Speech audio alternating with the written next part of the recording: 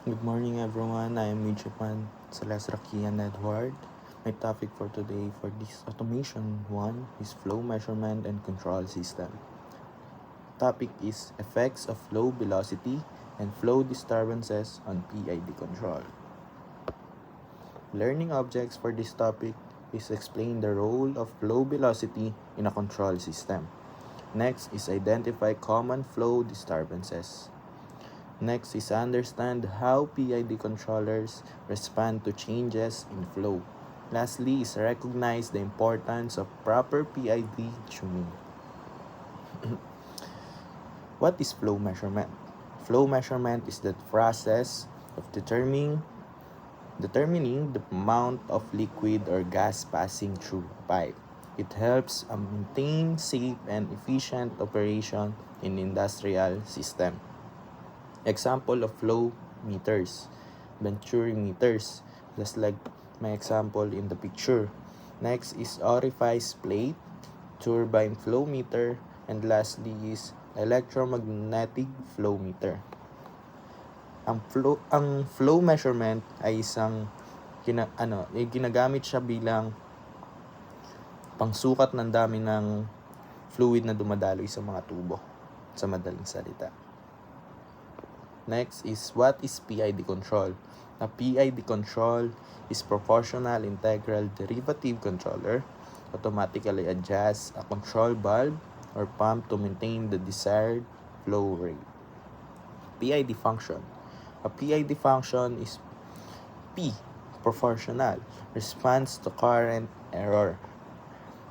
The letter I is integral, removes steady state error, while the D, derivative, predicts future changes and reduce overshoot. Ang PID control naman ay ginagamit bilang automatic controller for flow o ina-adjust nito ang control valve kapag may pagbabago sa actual flow. Next is effect of flow velocity. Flow velocity is the speed of fluid moving through the pipe. Effects on PID control. High flow velocity gives faster sensor response. Next is low flow velocity causes slower response. Sudden velocity changes can make the PID controller overreact or underreact. Lastly is stable velocity improves measurement, accuracy, and control. Ang effect of flow velocity naman ay ito yung epekto ng response ng control system kapag mabilis naman ang daloy ng flow velocity ay mabilis din ang pagbabagong kailangan kontrolin natin sa PID control. Next is flow disturbances. A flow disturbances are unwanted changes that affect the flow rate. Common causes. Common causes for this flow disturbances is pump speed changes, valve opening or close, pressure fluctuations.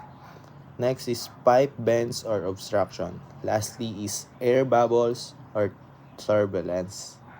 Ang flow disturbance ay hindi inaasahang pagbabago sa flow o maaaring magdulot ito ng pagbabago ng mga pressure at flow rate kaya kailangan natin mag-adjust gamit ang PID controller.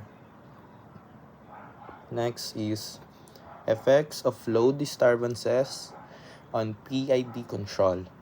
Flow disturbances can cause incorrect flow measurement, increase control error, produce unstable system response, create oscillation or hunting. Lastly is reduce process efficiency. Ang effects of flow disturbance on PID ay kapag may disturbance, nagbabago ang flow at nagkakaroon ng error. Ito rin yung nagpapadala sa signal ng PID control at kinukumpara ng controller ang actual flow sa set point at nagbibigay ng signal sa control valve para dagdagan o bawasan ng flow. Next is how PID responds.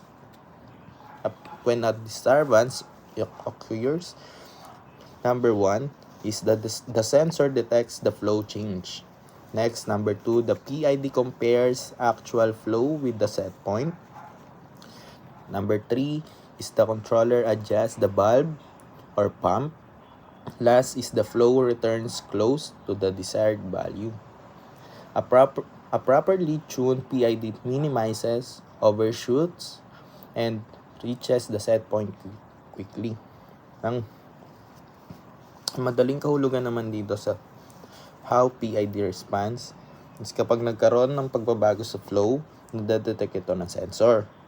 Ipinapadala ang signal, same din sila ng effects of flow disturbance PID control. Pinapadala na ito sa PID controller ang signal at ina-adjust naman ng controller ang valve upang may balik ang flow sa tamang set point. And next is application of PID flow control is commonly used in water treatment plants, chemical processing, food and beverage production, oil and gas pipelines, boiler and HVAC system. Conclusion for our topic is flow velocity directly affects measurement, accuracy, and controller response. Flow disturbances can cause unstable operation if not controlled. A properly tuned PID controller maintains stable, accurate, and efficient flow control. Lastly is understanding these effects helps improve system performance and reliability. And that's all. Thank you.